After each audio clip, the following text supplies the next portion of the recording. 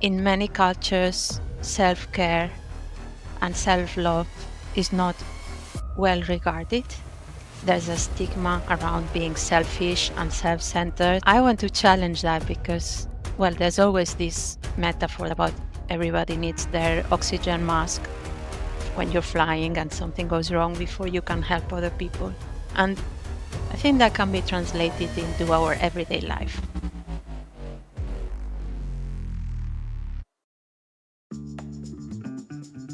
From the city of Peaky Blinders, Birmingham, England, I would like to introduce you to Paddy Dandar. As the world becomes more automated and the robots take over, it's imperative that we build the right human skills for the future. So pull up a chair, grab a samosa or two, and make yourself very uncomfortable. Hey Aras, thank you so much for joining me today. Welcome to the podcast. And which superpower would you like to bring to this particular episode? Hi, Patty. Thank you for having me. I would like to talk about love, LOVE. As a superpower related to self-care. Oh, what a lovely, lovely superpower that is. And I was thinking for a moment, she's going to say maybe from a romantic point of view. So bringing more romance into the world of work. But you mentioned there about self-care. So that's a different look at things. So yeah, we're really excited to delve into that. But before that, Ara, where are you based? Because I didn't even ask you that before the show. So this is exciting for me. Um, I don't sound like I'm based in London, but I am based in London. I came 22 years ago in November. So Wow. here I am. Wow. Where did you come from originally then? Well, I came from Dublin when I came to London, and I went to Dublin from Madrid. And I went to Madrid from Barcelona after having spent a year in Paris. But I am from Barcelona. Oh, wow. One of my most favorite places on the planet. I love Barcelona because it's like a really nice city break, especially for us Brits when we want to find somewhere warm, cool people, and you've got great architecture, and you've even got the beach as well. And I think it's just got everything, hasn't it? Barcelona as a city. Growing up, it felt like that, I have to say. Now visiting, because I've lived abroad, uh, it looks like it has been invaded by the aliens. But that's another topic for another day, probably. It's yeah, it's certainly busy. That's what I'll say. Whenever I've been, it's sort of always rampacked. And and it looks like there aren't many locals left. Mhm. When I visit, I am a bit sad. Well, because you're all coming here to London now. Hey, what's going on? Exactly. So I cannot say, I have to say it with a small mouth. I can't say it because I'm doing the same. Oh, well, we'll just swap territories for a while, and then we'll all go back, and then we can share stories. And Ara, why did you get interested in this particular topic? Because I don't meet many people that tell me their superpower is love and self care. So it'd be really good to understand, like, what led you to this journey. Um, I I have a condition. It's called alopecia areata. This is baldness that happens when I'm under stress. I lose hair, patches of hair. Some people become completely bald. Touch wood, it has not yet happened. When things happen to me or happen around me, I lose patches of hair, and sometimes I have no problems for many many years, and sometimes I have like 6 or 7 bald patches at the same time. Still, I wear my hair quite short, and and if it's visible, so patches like this, you see, like I have no hair. Um, I try to be honest. I found a few years ago a product for alopecia, and I use face painting from my children, and I apply the product with a sponge that's a bit so a black color, and I apply so I try to make it less obvious by painting my scalp a little bit. But when I sweat or because I cycle a lot in London and I remove my scarf that I wear under the helmet, and if the paint has been removed and I can show the patch, it's like I'm not I'm not that stressed. That doesn't stress me. Other things stress me. So being able to be present for other people and looking after other people and being ready to do a good job um, in my way of thinking or my understanding necessitates, it has the prerequisite, if we speak in BA terms, of having looked after yourself and having centered yourself so you are ready to go. Do you know, that reminds me actually, it's been a few years now. I got a slight sort of bit of alopecia myself, but it was on my beard.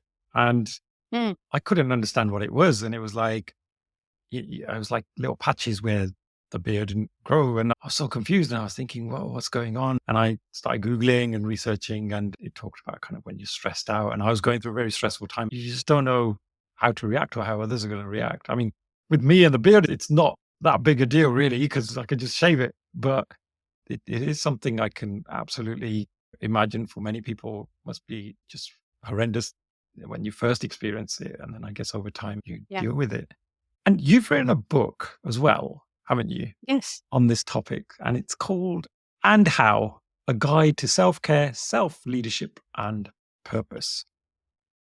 It's self-help, a guide to self-help, self-leadership, and purpose. Maybe I miswrote it somewhere else because I'm also a little bit dyslexic, so I tend to make silly mistakes like that.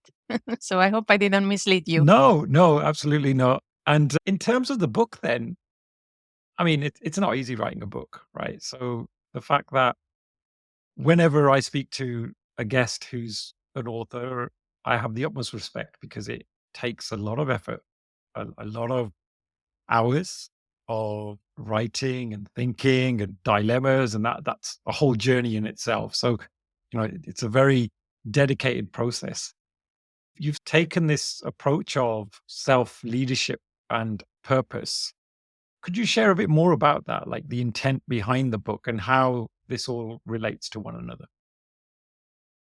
Um, I think I want to be very transparent, which is usually my style, and even if it's defeating, self-defeating, I would rather be transparent and not like sleep well. Like afterwards, I feel I've not misguided anyone. Um, I see the book as a marketing vehicle. It's an opportunity to discuss topics, and it's an opportunity to network, and it's an opportunity to meet people and to be present in circles and in front of groups. So I very much wrote the book with that intention to see what the book could do for me and what I could achieve through the book, because I had been working for Reuters for about 20 years at that time, and I had trained to become a coach part time. So I was a business analyst, but at the time when I trained to become a coach, but at work I had the opportunity to, well, the company would pay for my first accreditation, and then they used me as a coach for some HR initiatives, or I I was part of pools of coaches for some management development initiatives and other events. Um, and as I was approaching my 20th anniversary, I went through a lot of reflection about the skills that I had developed and the experience that I had. And I had this gratitude moment as well of connecting with certain groups of people I had worked with in Dublin or in Spain or in London. And and then I I lost my job during confinement, so I had a little bit more time to write, and it became like the perfect time to take this reflection and think that if I can continue, because I'm a bit restless and I like having all these activities going on in parallel, where I can still be a business analyst or a product owner, but I also help other colleagues to help themselves and look after themselves and grow skills or improve their well-being by facilitating workshops or whatever I do. And then I thought, if I mean, because I can only work with so many people, if I can reach other people through the written words, wouldn't it be great that I have a book out there and I can reach people. So it's a reflection of all those years of experience and also becoming like a middle-aged lady who has something to tell and then having the intention of spreading the love. Oh, I really respect you for being so open and transparent about that. And absolutely, I think a lot of authors are hoping that they're able to spread that word and then it leads to more work or at least building their brand in some way or other. So there's nothing wrong with that. That's awesome. And in terms of the book, then, could you tell us a little bit about, who would find value from this book and how will it help somebody?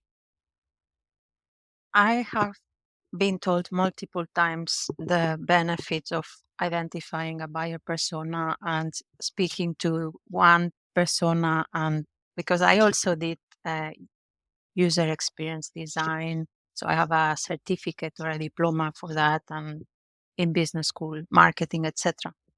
But being more of a generalist in my life, I struggle to go after just one person.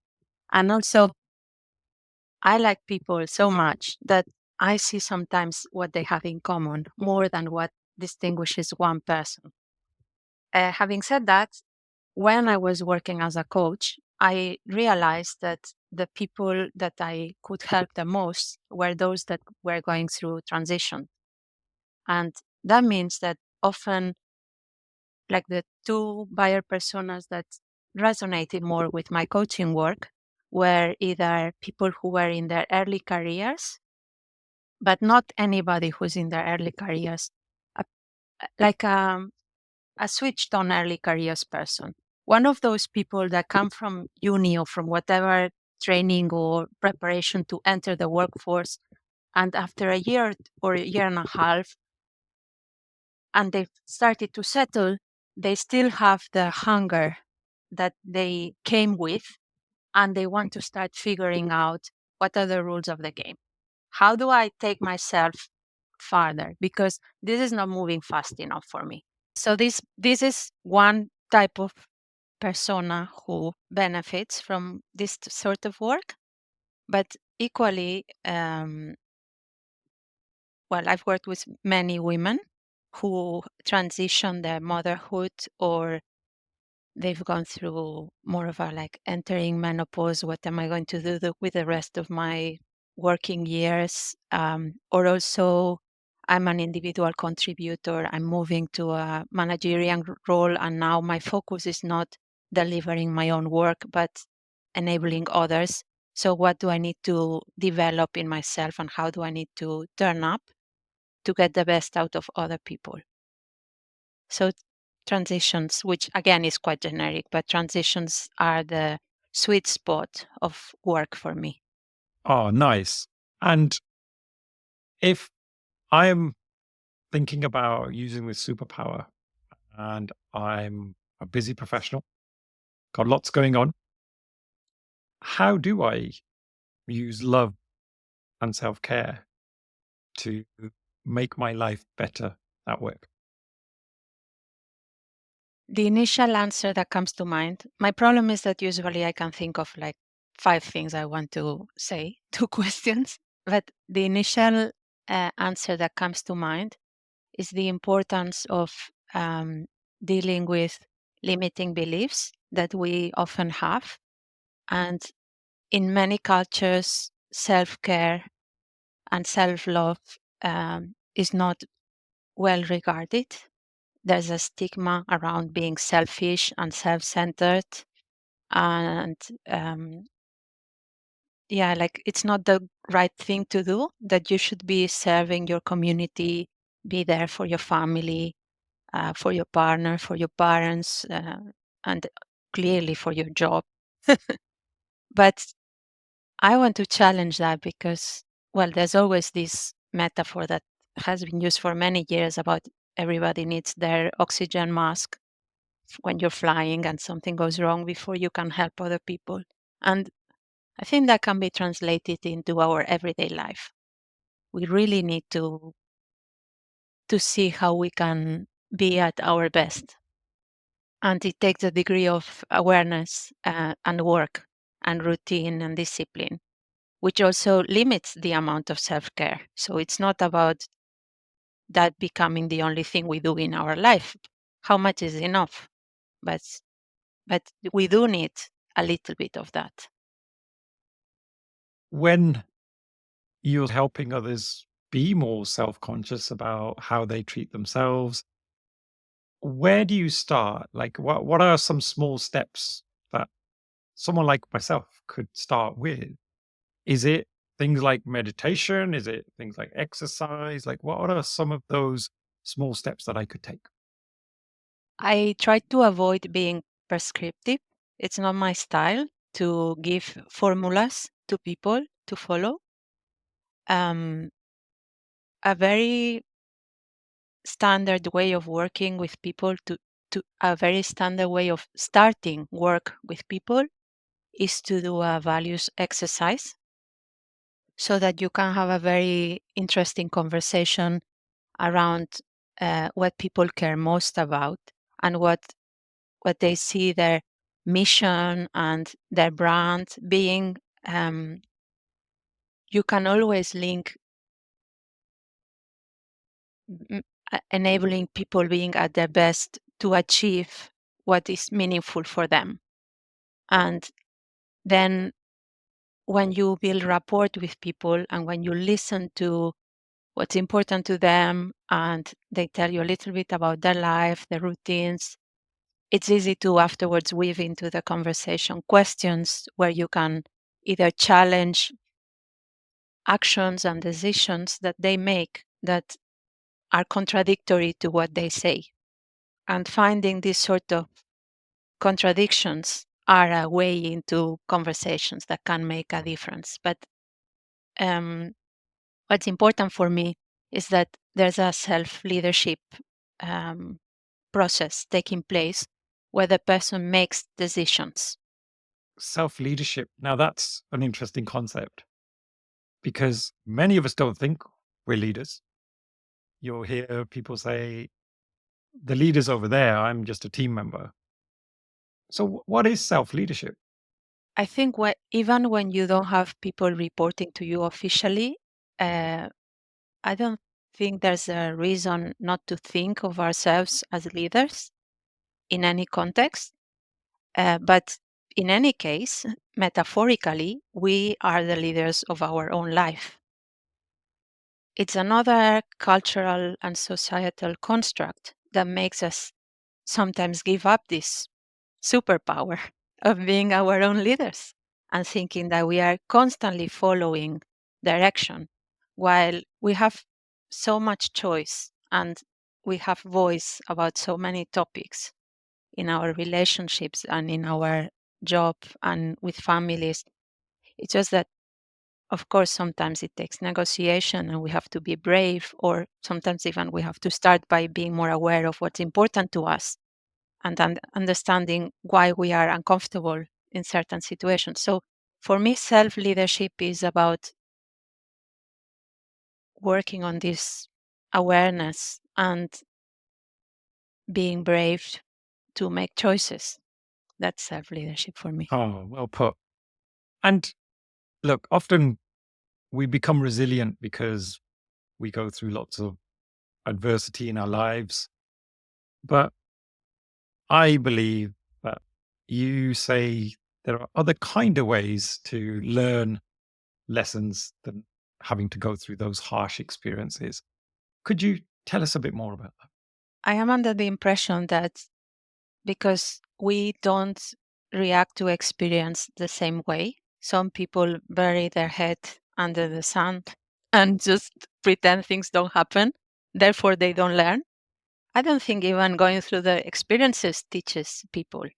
I think it's more about having the mindset where you are willing to learn. I now don't remember the philosopher who said something about the learning being what the pupil does, not what the teacher does. I think it was Aristotle, and I'll have to look it up to tell you exactly what it was. But what I'm trying to say is, I think learning happens when the person decides to learn, not when the circumstances teach you a lesson. We have been told many times that life keeps throwing lessons at you until you learn them. So I like listening to people, and I like reading, and I like reflecting. And I find these are three good ways of learning as much as you can. I notice regularly patterns that tell me, wow, I could have learned this before. So I put my hand up. I also need many lessons. But I notice when I speak with people that some people who are highly reflective, they don't need many examples. They pick things up very fast. And other people who are more prone to action, they don't want to be told things, they want to live them. And that's how they learn. They learn by doing. So I I don't think there's a good answer, but I think it's about knowing yourself. And if you prefer learning in one particular way, then making the choice to put yourself in the situation to be able to learn. I hate it when somebody, and I live with, like my partner sometimes tells me, oh, you are not doing XYZ because he wants me to do it his way. And well, typically I don't argue much, but in my head, I'm thinking, yeah, yeah, whatever. Like I'll do my, I enjoy learning this other way. And until I have to, I will continue. I have to change. I will continue doing it in my preferred way. Oh, good for you. Yeah. Be a rebel. Be a rebel. Let's disrupt things a little bit. And Ara, in terms of your sort of experiences, has there been a moment where when you have actually spent time and done that self-care that it's given you a beautiful outcome? Like, can you think of a time where in your personal journey that it's really helped you? Um, the two things that help me the most in general are smell and touch. I'm very tactile. So when we were locked at home, I have two children. They are now 15 and 17, very close to birthday, so very close to the next year. But anyway, so they were teenagers, two boys, um, and we were locked up at home together with my partner. And I noticed that sometimes I was a bit stressed and frustrated. So I decided that I needed more hugs. So I told them, um, from time to time, I'm going to ask for an energetic hug.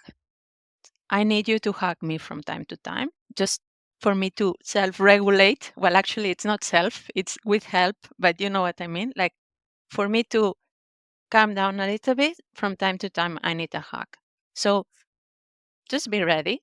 It doesn't matter what you're doing, but from time to time, I'll just come around and I'll say, I need an energetic hug. And obviously, they've known me since they were born. So they're used to a mom who caresses them and touches them, even though, of course, now it's a bit like uncomfortable and it's enough, mom.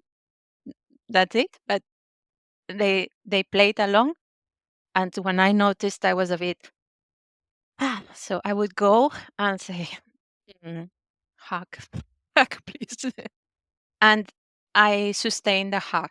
It's not about quick pat in the shoulders, like that's it. I'm feeling so stiff as a board, and I'm uncomfortable when you're in my space. No, I like feeling the other person and breathing and just holding them for a few moments, and that centers me a lot. And with smell, I use lavender body lotion. So for me, even a working mom, and sometimes not having time to even have a shower. There's like shower in 2 minutes, in and out, and get ready, go to the next job. But 2 minutes of putting body lotion that smells like lavender just makes me feel that I'm looking after myself. And it just brings me back to my, like to me and to loving myself, and then gives me this energy to be there for other people. Oh, wow. So, What yeah. lovely stories. And it started reminding me of a few things in my life as well. So, my son, he's 12, and I have a 15-year-old daughter.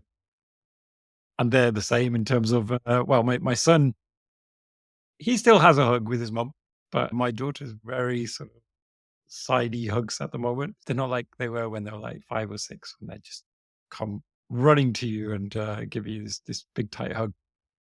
And me and my son, we take forever in the shower. That's what we be told. My wife's exactly like you. She's got 101 things on her mind. She'll be in and out, and she's forever telling us like, "You guys, I don't know why you spend so long." And I'm like, "It's my thinking time. I just need to relax my mind for a bit."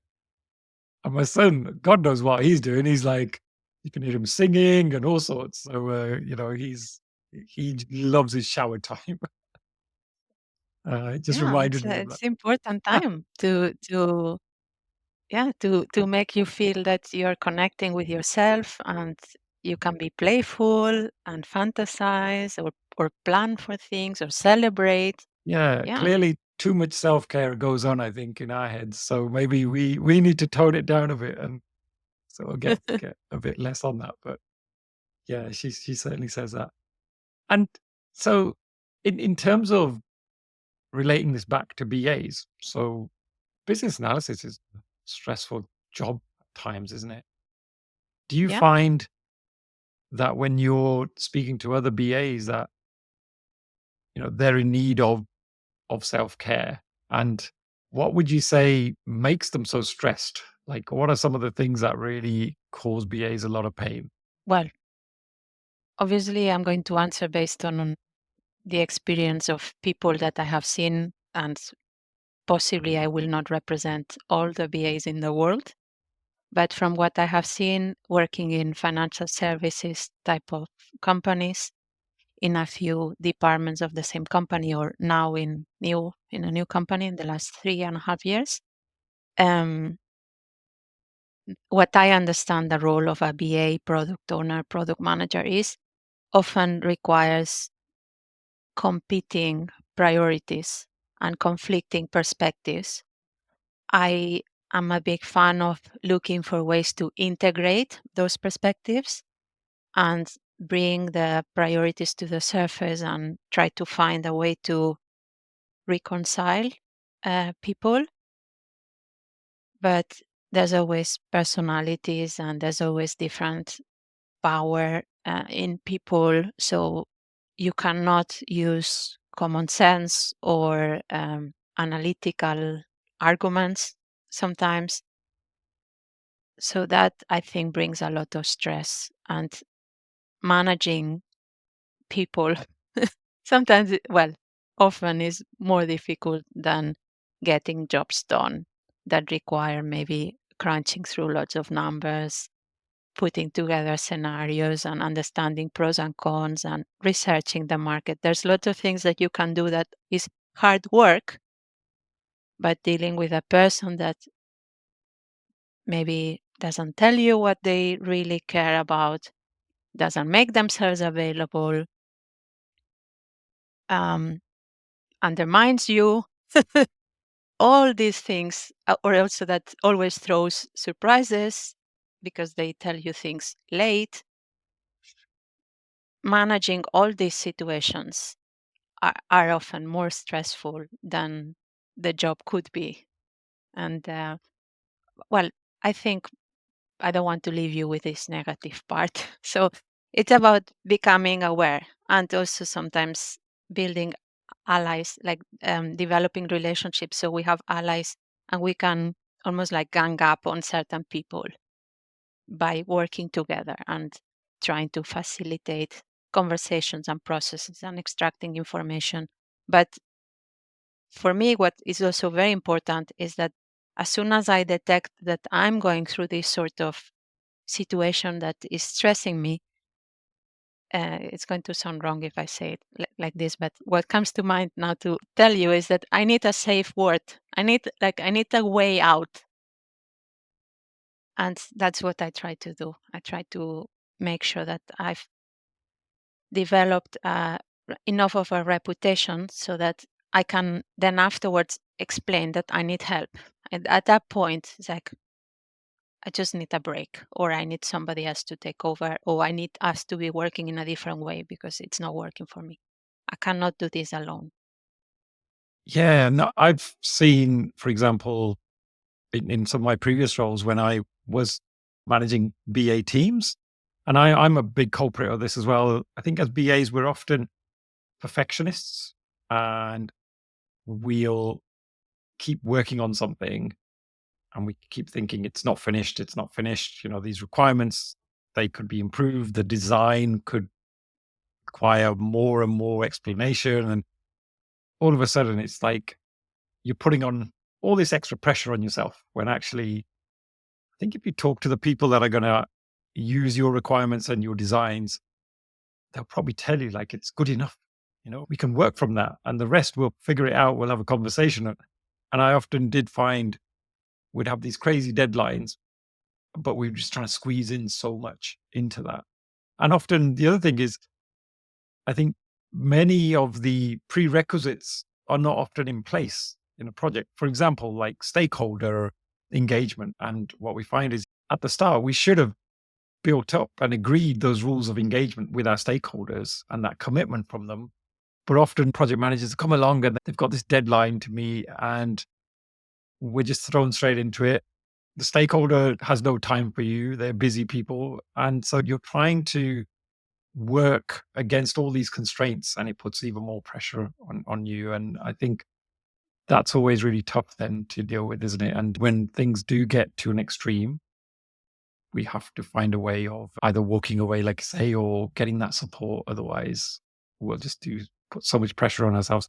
I'll actually give you a very quick example of one example that I had many, many years ago. And this is where I learned my lesson. I was volunteered by my manager at the time that I was going to head up the analysis for this like 20 million euro program to get the analysis done. And I wasn't comfortable with that because the timelines were impossible. I had a team of BAs, but I really didn't want to put them through this. And I remember I was told I had no choice. And I remember the next day I woke up and I physically threw up. I was physically sick and I was so stressed and I was so worried about the deadline and everything else. And that was a real lesson for me. I think that was one of the first times where I'd really felt stress in a proper big way. And there was just so much riding on it.